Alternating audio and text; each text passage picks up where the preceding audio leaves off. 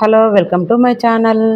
ఈరోజు మన కిచెన్లో తొందరగా అప్పటికప్పుడు చేసుకునే హెల్దీ బ్రేక్ఫాస్ట్ రెసిపీని చూపించబోతున్నాను. మంచి హెల్దీ రెసిపీ అన్నమాట, సాబుదానా కిచిడి.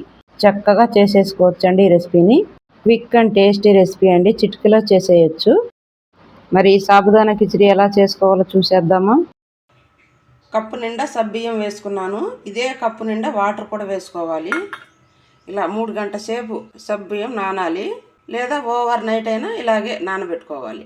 పెద్ద సైజు బంగాళదుంపలు అయితే ఒక్కటి తీసుకోండి, చిన్నది కాబట్టి 2 తీసుకున్నాను. ఈ బంగాళదుంపని ఇలా ఫిల్అప్ చేసుకోవాలి.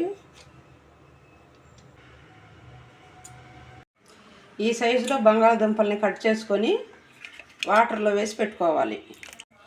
ముందుగా 1 గ్లాస్ వాటర్ వేసుకొని ఇందులోనే ఆలు వేసుకొని కొంచెం సేపు ఉడకబెట్టుకోవాలి.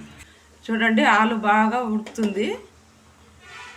ఉడికిందా లేదా అని చూడండి, చూస్తే తెలిసిపోతుంది.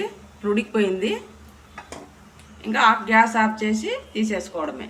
ముందుగా ఒక ప్యాన్ పెట్టుకొని కొంచెం ఆయిల్ వేసుకోవాలి. ఒక 3-4 స్పూన్ ఆయిల్ వేసుకోవాలి.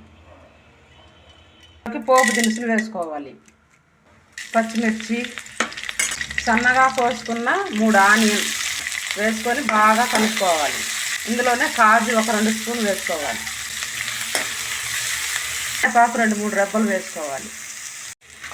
ఇప్పుడు ఉడకపెట్టి పెట్టుకున్న ఆలు వేసుకోవాలి. వేసుకొని బాగా కలుపుకోవాలి. ఆలు కొంచెం సేపు ఆయిల్లో బాగా ఫ్రై అవ్వాలి. ఇప్పుడు 1 ఇంచు అల్లం బాగా దంచుకునింది వేసుకోవాలి. ఇప్పుడు ఇందులోకి సాల్ట్ వేసుకోవాలి. ఇప్పుడు చూడండి, సగ్గుబియ్యము 1 కప్పుకు 1 కప్పు నీళ్ళు వేసాము. 3 గంటలకు చూడండి ఎంత బాగా మెత్తగా అయిపోయిందో చూడండి.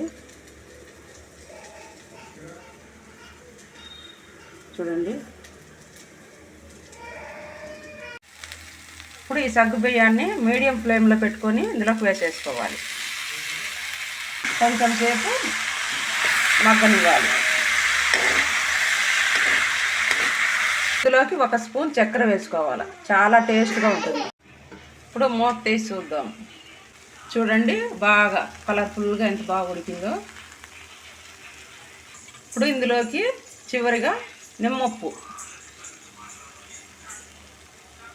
సన్నగా కోసుకున్న కొత్తిమీర వేసుకోవాలి. ఇంతేనండి, సాబుదానా కిచిడి రెడీ. ఇక సర్వ్ చేసేసుకోవడమే. మీరు ఈ రెసిపీ ట్రై చేసి మీకు ఎలా కుదిరిందో నాతో షేర్ చేసుకోండి. అలాగే లైక్ చేయండి, సబ్స్క్రైబ్ చేసుకోండి. Thank you for watching.